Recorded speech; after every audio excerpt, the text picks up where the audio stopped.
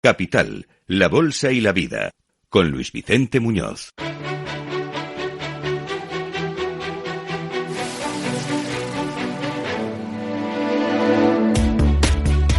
FinTech Lab, la primera revista radiofónica sobre la transformación digital del sistema financiero.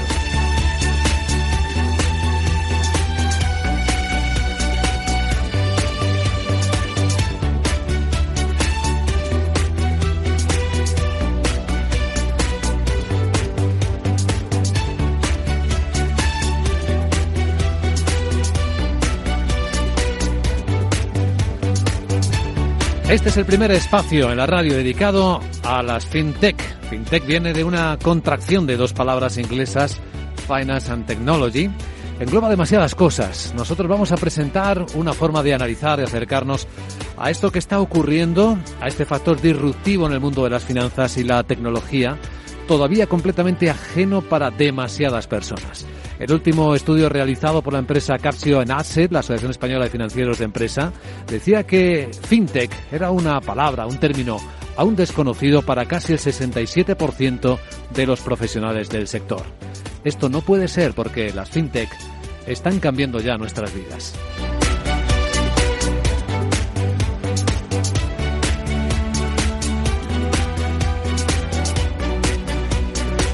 Con la colaboración y el asesoramiento especial de Salvador Mas, vamos a comenzar esta serie de programas dedicadas a las FinTech en genérico, aunque vamos a hablar de muchas cosas concretas. Salvador, bienvenido, buenos días. Hola, Luis Vicente. Las FinTech, definirlas no parece difícil, pero luego ver qué pasa realmente... Bueno, yo creo que sí que es difícil definir FinTech. Para cada uno, posiblemente de los que estemos en esta mesa, puede querer decir una cosa distinta.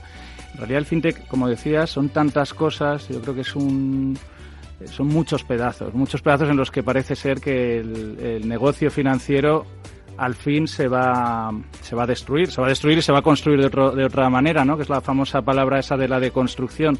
Yo creo que por otro lado ya era hora de que le tocara al sector financiero, es decir, otros sectores, el periodismo, las telecomunicaciones, la energía, la música, yo creo que el sector financiero, sobre todo, que es un sector que debería ser muy sensible desde el principio a la tecnología, a la información, porque básicamente con lo que trabaja es con información. En ese sentido, que la revolución FinTech esté llegando ahora es incluso un poco sorprendente, ¿no? Que estemos en 2016 y a estas alturas sea cuando empezamos a ver estas cosas.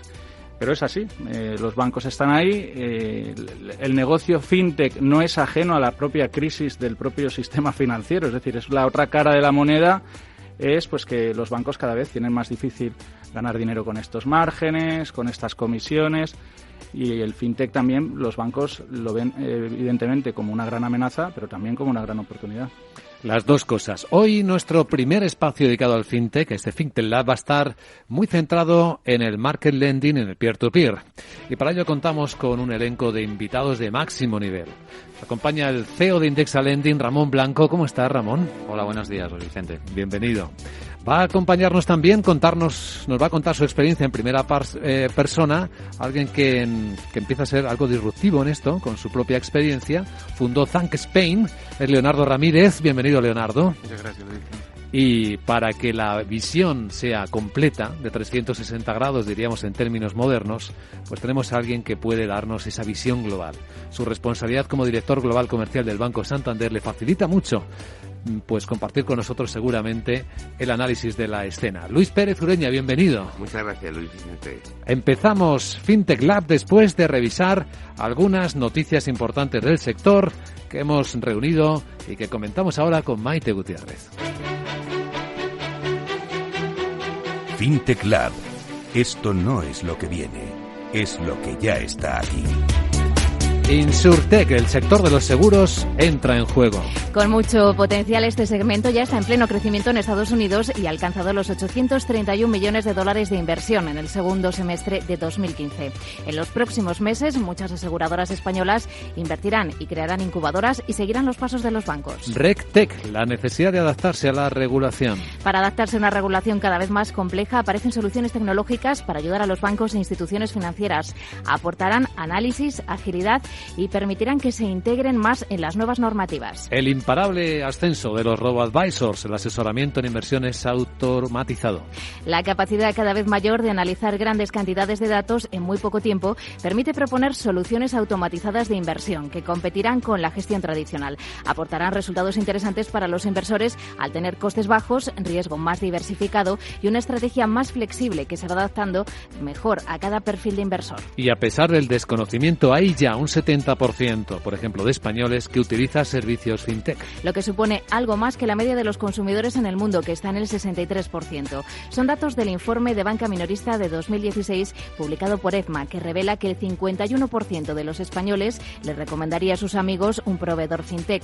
Solo el 30% aconsejaría a su banco. Por su parte, solo un 36% de las entidades coinciden en que la tecnología financiera ofrezca un servicio ágil. Y por último, una pista de lo que se está moviendo. La filial fintech de Alibaba está batiendo récords de colocación de deuda. Ant Financial capta 4.500 millones de dólares procedentes mayoritariamente de inversores respaldados por el sector público. En la compra ha participado una división del Fondo Soberano chino de China Investment Corporation y una subsidiaria de China Construction Bank.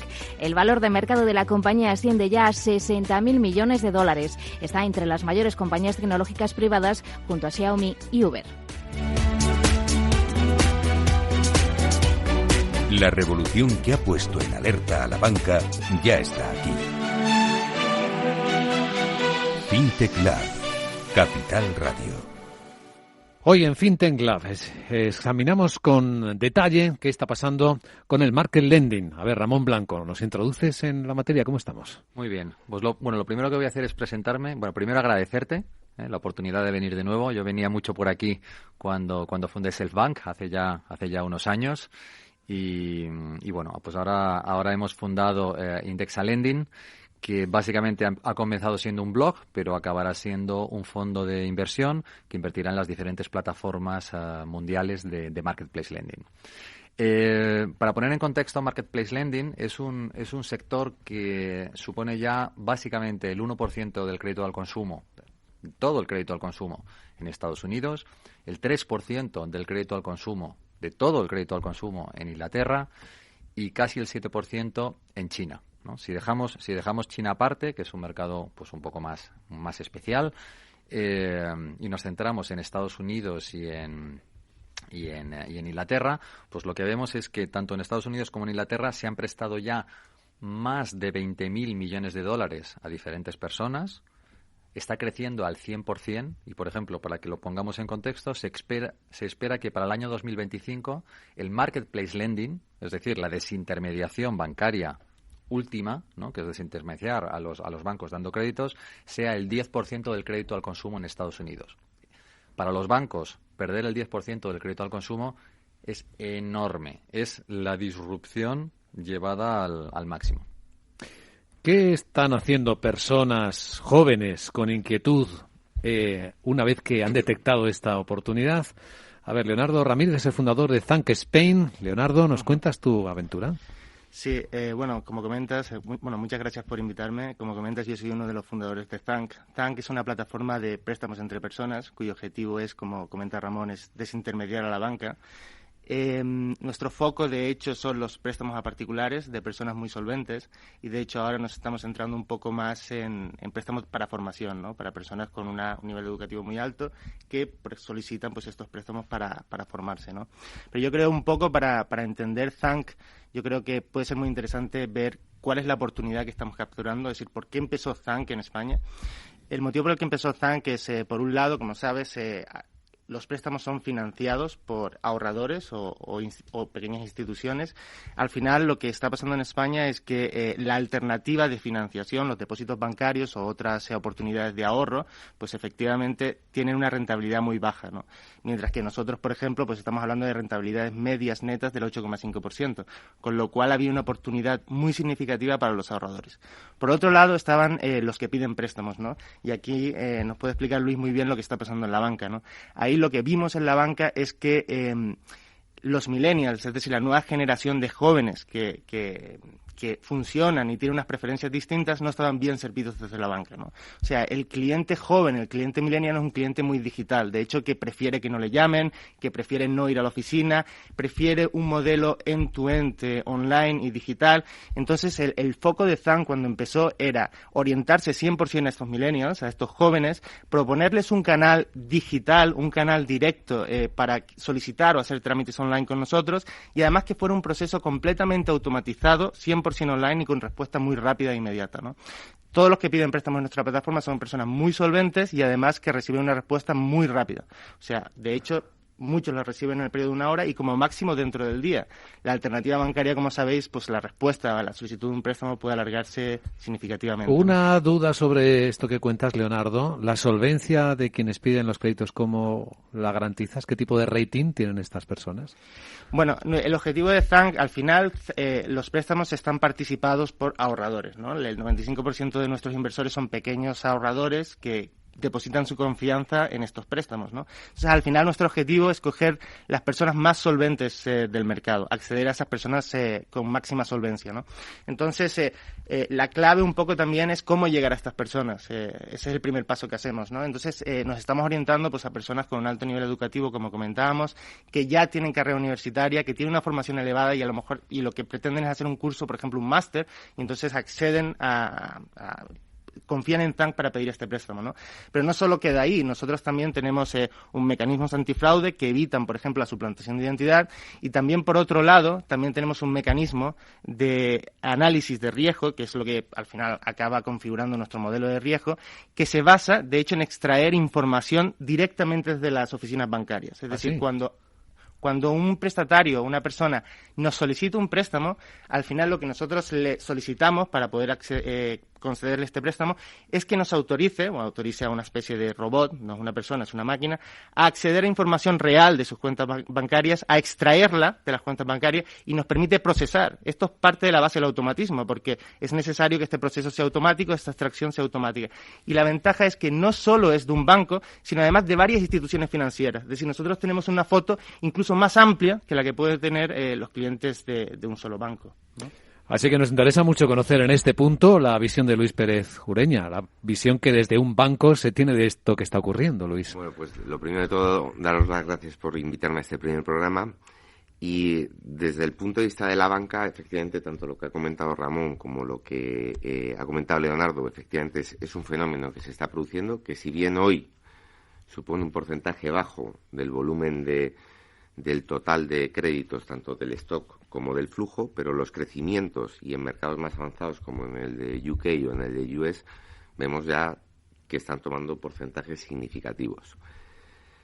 ¿Cómo están reaccionando la banca? Pues básicamente pues está en el foco de la transformación digital justamente para aprovechar pues todas estas nuevas tecnologías que comenta Leonardo, donde básicamente los modelos de riesgos de la banca estaban basados en analizar el comportamiento histórico de un cliente en esa entidad, lo cual era una desventaja de cara a nuevos clientes que se acercaban a una sucursal a pedir un préstamo y el banco no tenía una historia de ese cliente, y lo normal es que pues sus solicitudes de crédito no fuesen atendidas.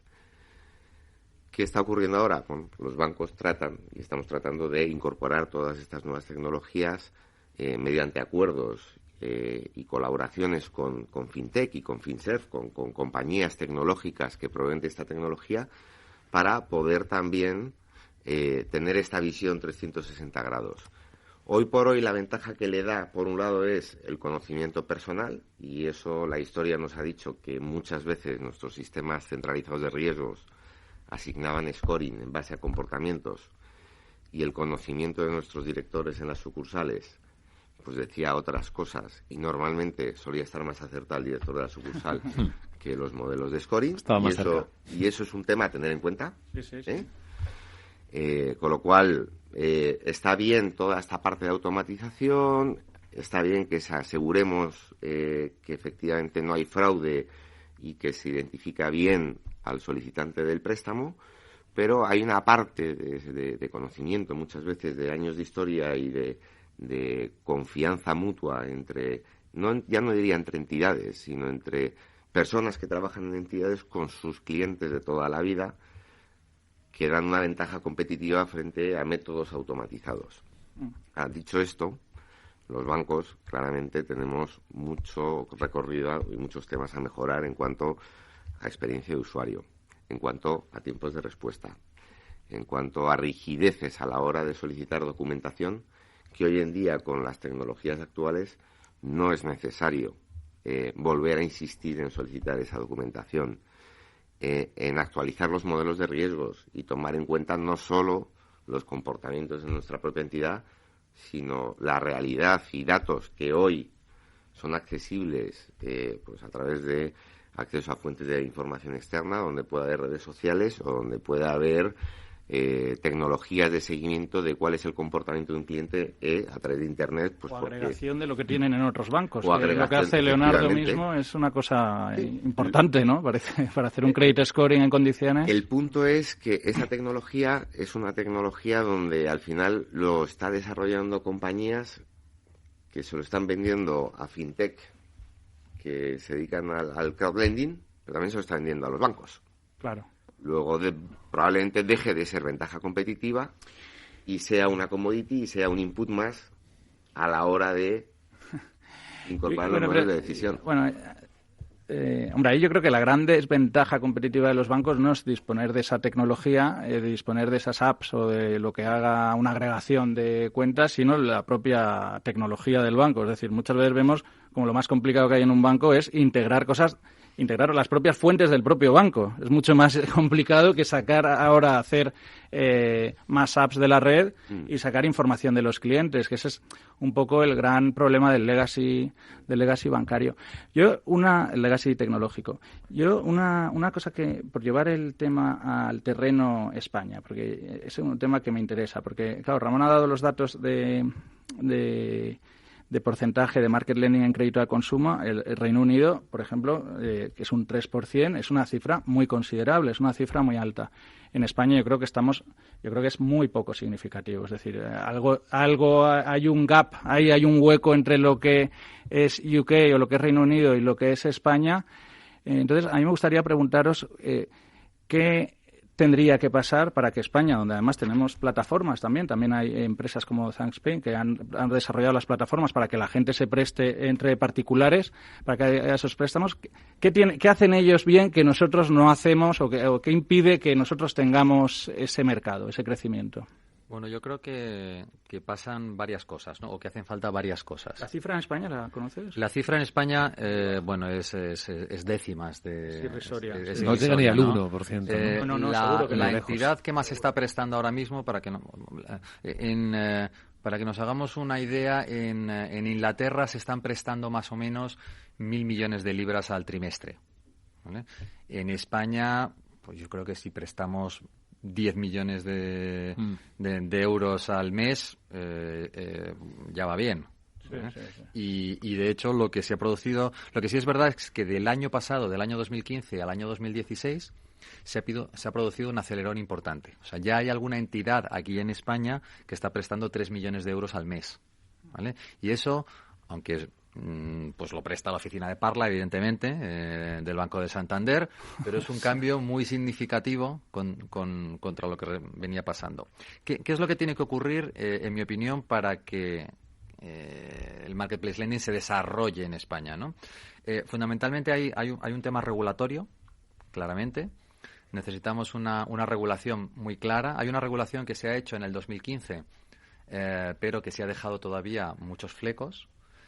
Por ejemplo, temas que le faltan a esa regulación. Le falta pues la necesidad de que todas las entidades tengan un backup servicer.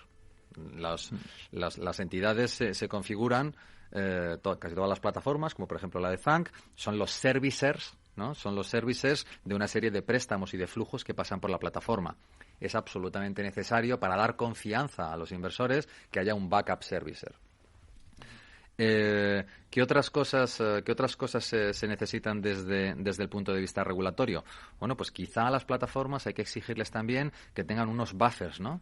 Igual que las entidades financieras pues tienen requisitos de capital, En este caso no se trata de pedirles capital, pero sí se trata de pedirles, pues a lo mejor tienen que tener el 1% o el 2% de los créditos pues en una cuentecita pues para hacer frente a posibles imprevistos.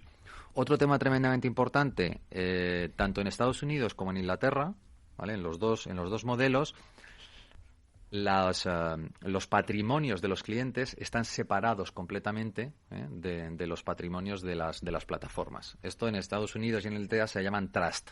Esto quiere decir que si mañana una de las plataformas quiebra, pues al cliente no le pasa nada, ni al inversor ni al prestatario. Sí. Entonces, hay una serie de pasos desde el punto de vista regulatorio que se tienen todavía que dar, y lo segundo que falta es pues una entidad que abra de verdad el mercado y que haga publicidad. ¿Quién, Luis o Leonardo? Luis. Yo pondría, en el caso de Reino Unido, un tema muy importante que explica el por qué hoy tienen esos volúmenes, hay que verlo en la historia. La Entonces, cultura también, claro, la el cultura modelo, bancaria de España. Claro, el modelo, dentro del modelo confianza. de retail banking en UK, pues al final sabéis que de todo el crédito a particulares, más del 50% tiene que ver con la compra de vivienda. En UK el 90% de todas las operaciones hipotecarias son gestionadas y tramitadas a través de brokers. Claro. Esto ha sido un caldo de cultivo clarísimo para que esos brokers que antes lo hacían de forma muy manual pudieran automatizar y empezar a agregar valor. Y eso explica que ahora, pues claro, todas estas plataformas de intermediación o de poner en contacto a inversores con gente que necesita financiación, pues sea mucho más rápido que en España. Ese era uno de los puntos que yo quería decir. El tema cultural. Y Leonardo. Sí, yo quiero comentar un poco también la experiencia de Thank, ¿no? Como sabéis, al final nosotros damos préstamos personales, y en préstamos personales tenemos que ir mucha cautela con la morosidad, ¿no? Entonces, nosotros hemos pasado en España por un periodo de crisis desde 2007 hasta 2014, donde se ha destruido mucho empleo, que de hecho es una de las mayores palancas en la morosidad de estas plataformas. Entonces, nosotros llevamos en el mercado más de 2 años y tuvimos la decisión en su momento de, durante ese periodo de crisis, crecer con mucha cautela. Entonces, efectivamente, pues no hemos experimentado un crecimiento muy rápido, pero por decisión de controlar el riesgo en la plataforma. Este año, 2016, lo que sí hemos visto es un cambio de tendencia, como se comentó aquí. Lo que está pasando, efectivamente, es que se ha parado la destrucción de empleo y se ha empezado a generar empleo. Entonces, nosotros hemos cambiado la dinámica de la compañía y hemos pasado a un crecimiento más agresivo. De hecho, nosotros ahora estamos creciendo al 35%, entre el 30 y el 35% mensual, porque creemos que es un buen momento para crecer. En volumen de préstamos intermediados, porque ahora es el momento de crecer. Lo que yo sí que veo es que también las plataformas estaban atacando el mercado con cautela y ahora sí que ven un contexto económico muchísimo más favorable. Por otro lado está el tema de la regulación, ¿no? O sea, nosotros empezamos, de hecho, cuando no había regulación, ¿no? Nosotros, de hecho, fuimos parte de las compañías que hicieron lobby para negociar con el Banco de España y con la CNMV, digamos, lo que sería la futura regulación de PFP, ¿no? Las reglas del juego. Las reglas del juego de participación de préstamos o sea, lo que se llama PFP, ¿no? Entonces, lo que sí que creemos es que al final esto es un juego de confianza, ¿no? Y creemos que la regulación, el hecho de responder ante entidades como la CNV y el Banco de España, va a traer también más confianza al inversor, al inversor en particular, ¿no? ¿Pero hay un pero a eso o no? No, bueno, creemos que la regulación, como comentaba Ramón, es bastante mejorable, pero creemos que a día de hoy es suficiente para operar y crecer en este espacio. Suficiente. Y aparte es favorable. Sí, Salvador. Bueno, es que este tema la verdad es que da para muchísimo. Un tema que me interesa muchísimo, que yo aquí no soy experto en el tema y por eso le pregunto a estos expertos que tenemos aquí, que es un lujo tenerlos para preguntarlo. Para aprender. Para aprender, sí, que para eso estamos aquí. Es un tema que me llama mucho la atención, es el market lending o el peer-to-peer como tipo de activo, que es una cosa que es cada vez hay más inversión institucional que lo que está haciendo es comprar préstamos, titulizar estos préstamos peer-to-peer, y eso está siendo también un motor de crecimiento, sin duda. cuando empiezan a contarnos esta historia, a los que no hace falta que seamos muy viejos, porque nos recuerda muchísimo al tema subprime. Así de leído un poco de lejos, dices, bueno, ya tenemos aquí por lo menos un subprime, un subprime en potencia, ¿no? Eso puede pasar, porque yo eso ya he visto, me da la impresión de que hay más interés institucional en esto que interés finalmente real del público. ¿Podría pasar? Bueno, esto es lo que ha dicho algún banquero en Inglaterra que podría pasar. Yo creo que depende de los productos y de las estructuras que se monten. Lo esencial de la crisis, evidentemente, de los CDOs y de las hipotecas subprime es que se construyeron derivados sobre las mismas, ¿no? Pasaron dos cosas. Primero, se construyeron derivados sobre la misma, lo que al final es apalancar, ¿no? Para entendernos en términos de capital radio, pues es poner apalancar la inversión, invertir por 50 veces más de lo que tienes, ¿no? Lo cual, evidentemente, cuando los mercados se mueven muy rápidamente, pues lo que hace es que pierdes todo el capital. Y entonces lo primero fue apalancamiento y lo segundo fue errores masivos por parte de las agencias de calificación a la hora de calificar las hipotecas, ¿no? Ahora, ¿por qué no pasaría? Bueno, yo creo que hay dos. Yo no digo que no pueda pasar, no. pero o sea, tenemos que fiarnos de las agencias de calificación, vamos mal. Pero efectivamente yo creo que ahora una agencia de calificación va a mirar mucho más, visto que ahora tienen responsabilidad, igual que los auditores, a la hora de calificar. Respecto al asset class, el asset class de Marketplace Lending es un asset class que en términos de rating es un bono high yield, es un bono B. Es un bono B, más o menos de duración, depende del préstamo que tomes, pero en general de duración 2 años. Bueno, pues si empezamos a ver productos del asset class Marketplace Lending que en vez de ser bono B, pues de repente empiezan a aparecer con doble o triple A, pues podemos empezar a pensar que quizá pueda repetirse la historia, ¿no? Yo creo que es un producto sofisticado, es un producto eminentemente para inversores institucionales, claro. Desde mi punto de vista, que pueden asumir riesgos diversificando una parte de su cartera a cambio de tener un extra de rentabilidad, ¿no? Luis.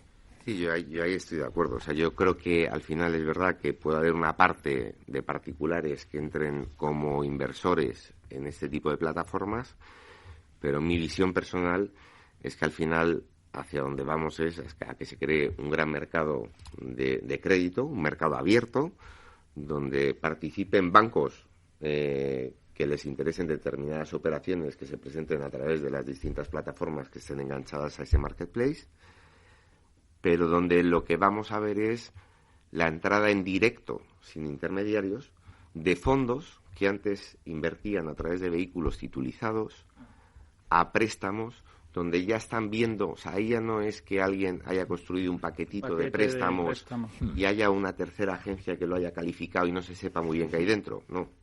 Es que estos fondos van a decidir y van a ir invirtiendo con programas y con algoritmos inteligentes y de forma automatizada en aquellos segmentos de crédito en los que estén interesados. Y tienes fondos que tienen un perfil de riesgo agresivo que van a ir a tomar posiciones en créditos con alto riesgo, y tienes fondos mucho más conservadores donde van a ir a por operaciones con menos margen pero con mucho menos riesgo.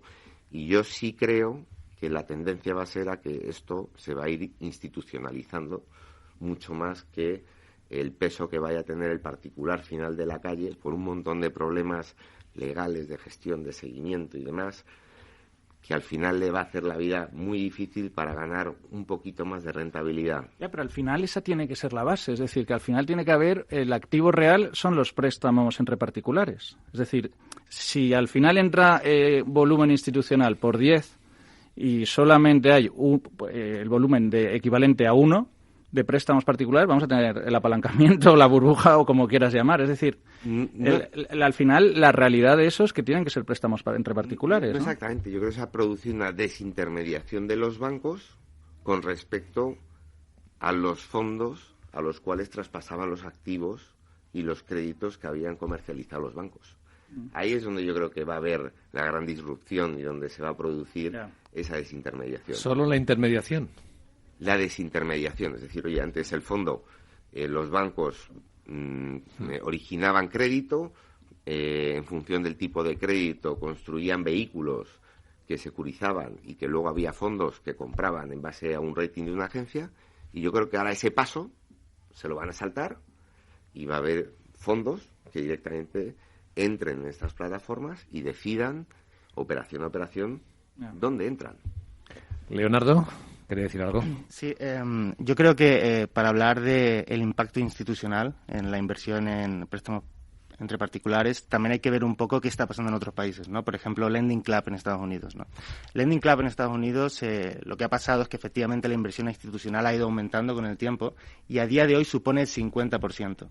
Lo que significa eso es que la inversión entre particulares directo, que comentaba Salvador, no ha dejado de ser relevante. De hecho, es muy relevante, lo que supone un 50% de la inversión en Lending Club. Por otro lado, también me gustaría comentar que porque aquí se habla de securización, se habla de vehículos financieros. Yo creo que eso es un poco lo que era la banca antigua, ¿no? Porque una de las claves de las plataformas entre personas es que es completamente transparente. Es decir, no se trata de vehículos ocultos o cajas donde se meten hipotecas y no se sabía lo que había dentro. O sea, aquí puedes securizar y hacerlo transparente. Es decir, de lo que entiendo que se trata es de hacer los paquetitos que antes se hacían, pero que tú con un clic puedas ir a ver incluso el último préstamo. Ahora mismo podrías hacer eso. Probablemente no va a haber paquetitos. O sea, es que lo que va a haber es que el fondo tenga una cartera de contratos de crédito. Bueno, final. Paquetitos tiene que haber porque son muchísimos préstamos. Es decir, son préstamos de baja cantidad. O sea, grupos de préstamos tiene que haber. Lo único es que es lo que realmente hace que se genere el subprime, es que el que lo compre tiene acceso a la información de qué hay dentro del paquetito, que eso es lo que no había entonces. Exacto, que era comprar un paquetito que no sabías lo que había dentro, al final, que era la hipoteca del Alabama. Exacto, esa es un poco lo que quería puntualizar, porque es que al final tú vas, por ejemplo, a nuestra plataforma Thank y ahí se ve efectivamente todos los préstamos que se han dado, con todas las condiciones, con todos los intereses, con el default, completamente transparente, con lo cual se puede anticipar, no pasaría como la burbuja financiera, se puede anticipar problemas en el asset class, cosa que antiguamente era muy difícil. Pero estamos entre particulares hoy en nuestro primer programa de FinTech Lab, muy enfocado a este tema, a esta cuestión, y hemos podido conocerlo muy bien con la visión compartida de Leonardo Ramírez, fundador de Thank Spain. Gracias, Leonardo, por acompañarnos. Hasta un próximo programa también. Gracias a Ramón Blanco, CEO de Indexa Lending, por habernos explicado también cómo funciona. Gracias, Ramón. Gracias a ti. Gracias a Luis Pérez Ureña, director global comercial de Banco Santander, que nos ha permitido conocer cómo la gran banca está enfocando también este desafío, esta disrupción. Y hasta un próximo programa, Luis. Gracias, Luis. Porque va a haber más programas, va a haber una serie con la colaboración especial de Salvador Mas, CEO de Finametrics, en los que vamos a tratar, Salvador, muchos temas diferentes de las fintech. Sí, fíjate que en media hora aquí nos da para varios programas solamente de market lending, ¿no? Me da la impresión. Entonces yo creo que evidentemente pues vamos a ir tratando tema a tema. Al final el fintech, ya digo, que son como cachitos, pequeños cachitos que al final la banca hasta ahora son patrimonio, son de la banca, pues que se va a ir disrumpiendo, pero yo creo que trozo a trozo, ¿no? Pieza a pieza. Entonces hay que analizar cada una de las piezas para saber qué es lo que lleva, que no hagamos un paquetito que sea fintech y metamos ahí cualquier cosa sin analizar demasiado y lo vendamos como una burbuja subprime. Yo creo que eso también lo vamos a intentar evitar. Gran objetivo para comenzar esta serie de programas en los que vamos a aprender a fondo qué hay detrás de las fintech.